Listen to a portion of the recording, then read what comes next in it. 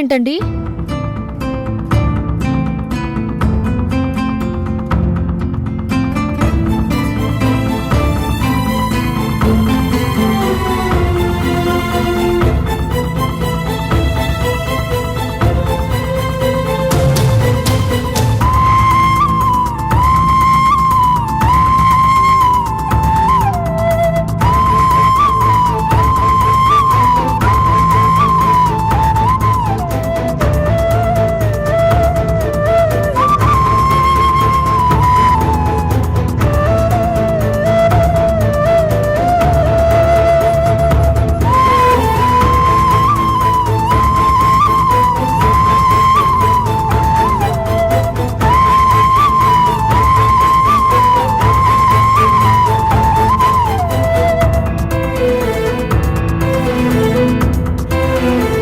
ఈ రోజు నుంచి సంగీతాన్ని వదిలేస్తున్నాను.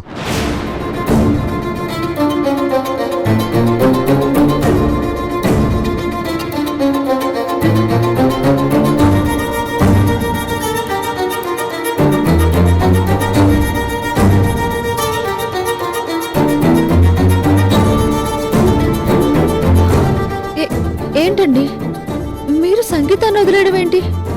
సంగీతం అంటే మీకు ప్రాణం కదా. ప్రాణం అనుకున్న సంగీతం మన ప్రాణాలు తీయకూడదు కదా.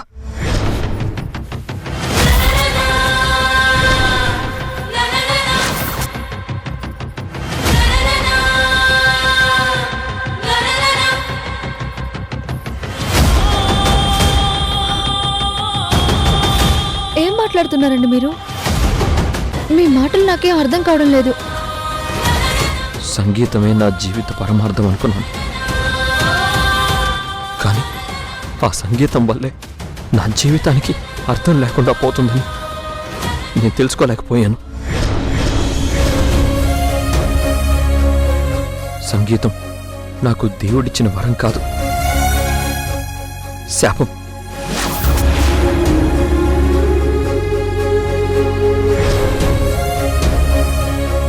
ఒకప్పుడు సంగీతం వద్దందని జన్మనిచ్చిన అమ్మకి సైతం దూరం కావాలనుకున్నాను, గాని సంగీతాన్ని దూరం చేసుకోవాలనుకోలేదు. కానీ ఇప్పుడు అదే సంగీతాన్ని వదిలేస్తున్నాను.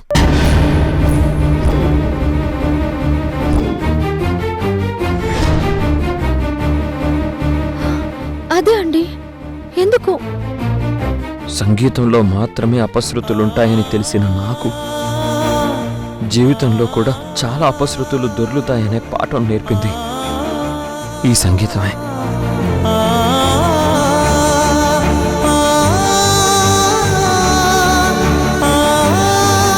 సంగీతంలో దొర్లే అపశృతుల్ని సాధన చేసి శృతిలో పెట్టుకోవచ్చు, కానీ జీవితంలో దొర్లే అపశృతుల్ని మళ్ళీ శృతి చేయడం అనేది జరగదు అనే గుణపాఠం నేర్పింది ఈ సంగీతమే.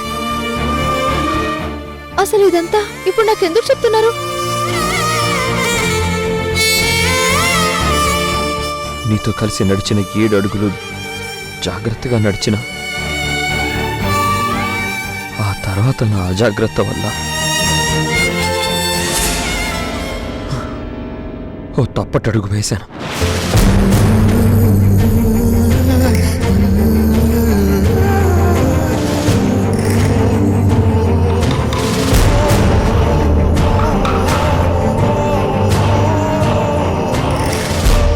తప్పటడుగు వేయకముందు నాలా బతికిన నేను ఆ తప్పటడుగు వేశాక నాలో నేను లేకుండా పోతున్నాను, నాకు నేను దూరం అయిపోతున్నాను.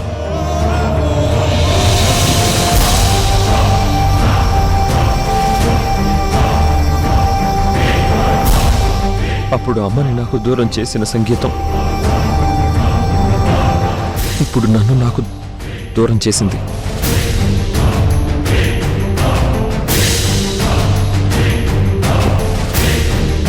రేపు ఈ సంగీతం నిన్ను కూడా నాకు దూరం చేస్తుందేమోనని భయంగా ఉంది. అందుకే సంగీతాన్ని వదిలేస్తున్నాను. సంగీతాన్ని అంతలా ఇష్టపడ్డాను కాబట్టే పాటకి అంతలా దగ్గరయ్యాను. పాటకి అంతలా దగ్గరయ్యాను కాబట్టే పల్లవికి దగ్గర కావాల్సి వచ్చింది. పల్లవికి దగ్గర కావాల్సి వచ్చింది. పల్లవికి దగ్గర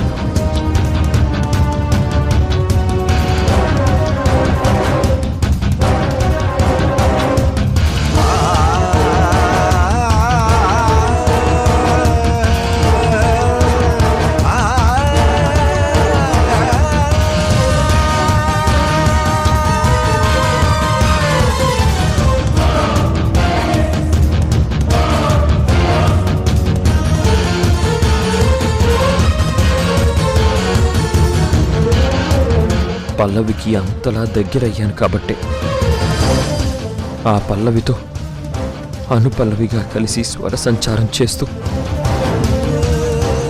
పల్లవితో పూర్తిగా కలిసిపోయాను.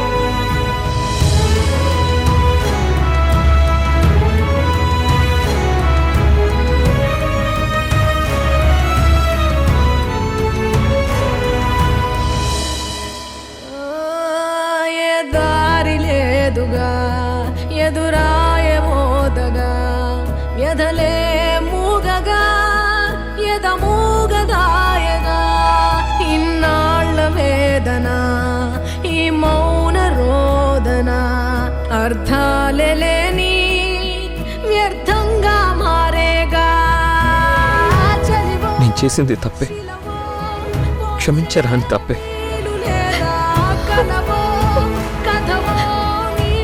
కానీ తెలిసి చేయలేదు, కావాలని చేయలేదు. స్పృహలేని స్థితిలో ఆ తప్పు జరిగిపోయింది. తెలిసి జరిగినా తెలియక జరిగినా ఎలాంటి పరిస్థితుల్లో జరిగినా తప్పు తప్పే ఒప్పుకుంటున్నాను.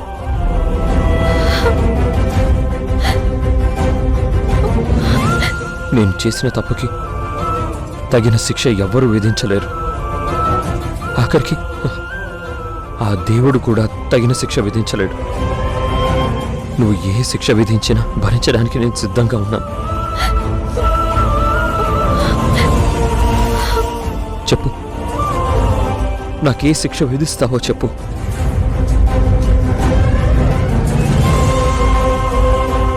ఎలాంటి శిక్ష విధిస్తావో చెప్పు.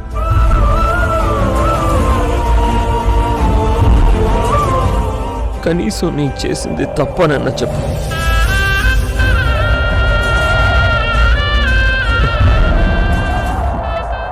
దయచేసి ఏదో ఒకటి చెప్పు.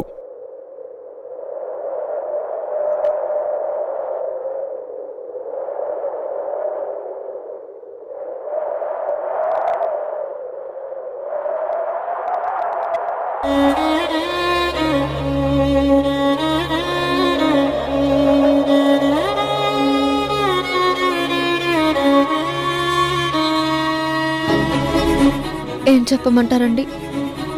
రామాయణంలో ఓ కప్ప శ్రీరాముడికి చెప్పిన మాట చెప్పమంటారా?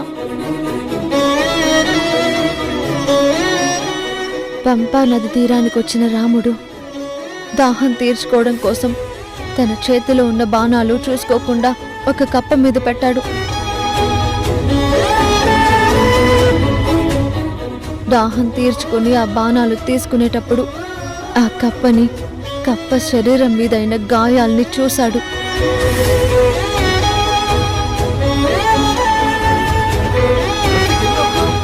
నేను నీ మీద అంత బరువు పెట్టి నిన్ను కష్టపెడుతున్నప్పుడు నువ్వు అరవచ్చు కదా, వెంటనే నీ కష్టాన్ని తప్పించేవాణ్ణి కదా అన్నాడు రాముడు.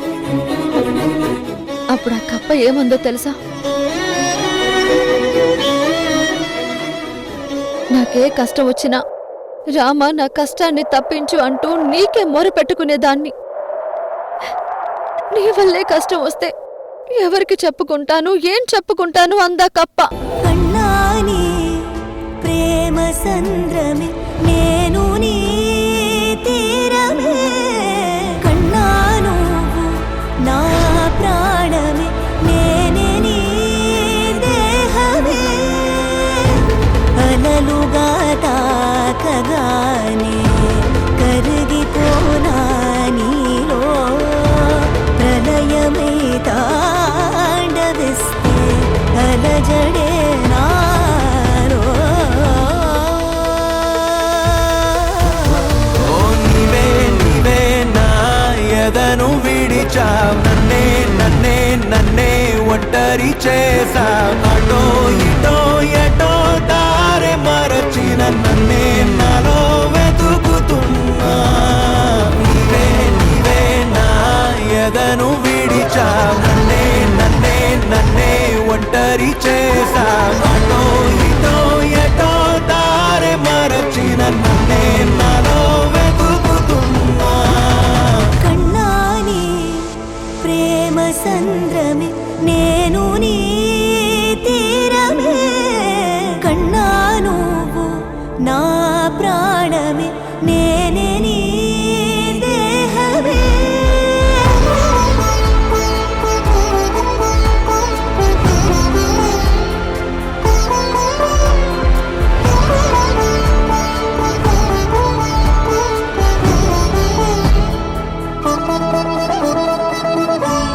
ఒకరికి ఒకరం అని రాసిన మన ప్రేమ కథ, ఎవరికి ఎవరో అని ఇలా ముగిసెనో కదా.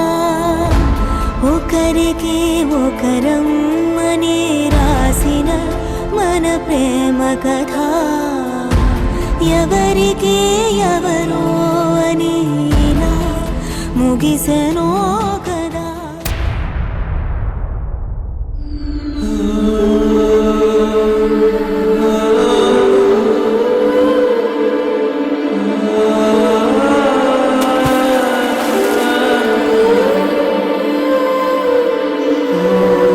పల్లవి నీకి అంతలా దగ్గరయ్యాను కాబట్టి ఆ పల్లవితో అనుపల్లవిగా కలిసి స్వర సంచారం చేస్తూ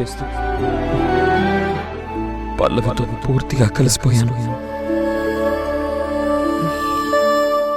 చెప్పు చెప్పు నాకే శిక్ష విధిస్తావో చెప్పు.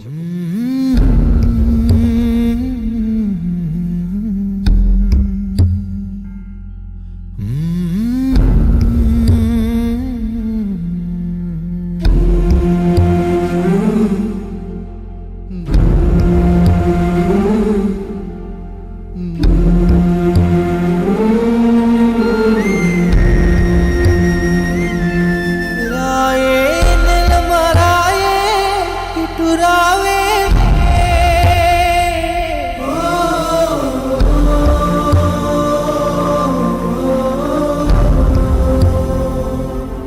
రే నల్లనైన రే జత కావే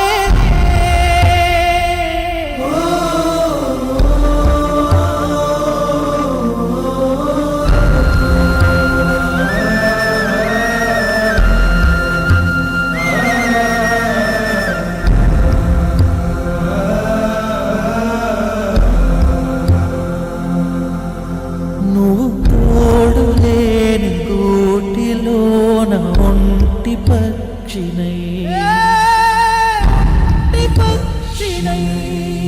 నేను చూడలే చీకటింట చంటి పాపనై ఎంతసేపు నీక ఎదురు చూసినా ఒక్కసారి కానరావు ఏమి చెయ్యలే సుక్కలన్నీ నన్ను చూసి నవ్విపోయినా ఒక్కటైనా వచ్చిపోవు ఏమి న్యాయమే ఎండుతున్న గుంతులన్నీ గుచ్చి గుచ్చి అడుగుతుంటే ఇంటిరావు సాగులింకా ఎతికిసే తెలిసి తప్పు చేసిన వాళ్ళు తలదించుకోవాలి.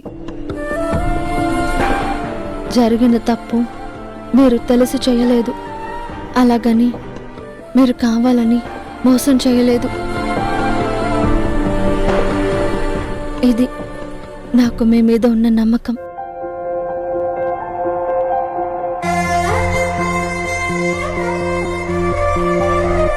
నా గొంతులో ఊపిరున్నంత కాలం నా గుండెల్లో మీ మీద నమ్మకం కూడా అలాగే ఉంటుంది.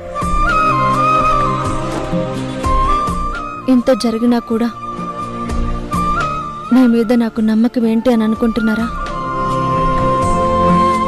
మీ జీవితంలోకి ఎంతమంది స్త్రీలు బలవంతంగా వచ్చినా మీరు ప్రేమించేది మాత్రం నన్నేనని నాకు తెలుసండి.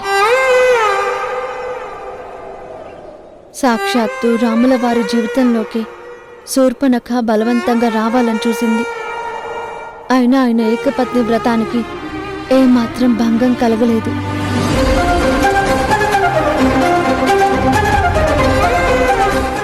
నా దృష్టిలో శూర్పణఖ ఎంతో మీ ప్రమేయం లేకుండా మీ జీవితంలోకి వచ్చిన ఈ పల్లవి కూడా అంతే.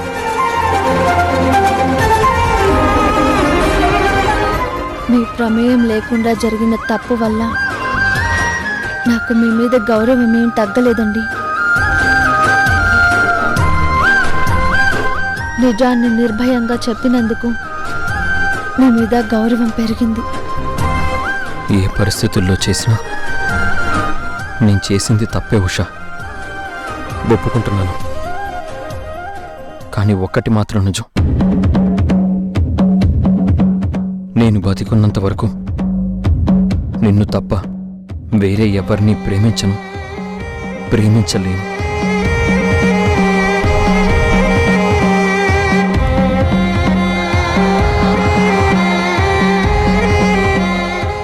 ఆ విషయం నాకు తెలుసండి. ఇంక దీని గురించి ఎక్కువగా ఆలోచించి మనసు పాడు చేసుకోకండి.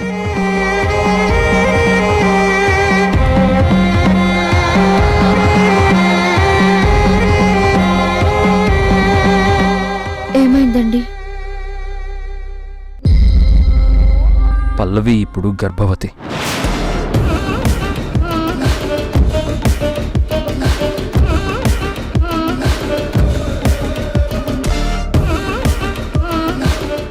ఈ రిపోర్ట్స్ ప్రకారం కిరణ్ కి తండ్రి అయ్యే అవకాశం లేదు. నీకు పిల్లలు పుట్టరని తెలిసి పల్లవి చాలా బాధపడింది. అందుకే మన ఇంటికి వారసునివ్వడానికి సిద్ధపడింది. తనకి పుట్టే బిడ్డని నీ చేతుల్లో పెట్టి ఆ బిడ్డకి నిన్ను అమ్మగా మార్చి తను దూరంగా వెళ్ళిపోతానని మాట కూడా ఇచ్చింది.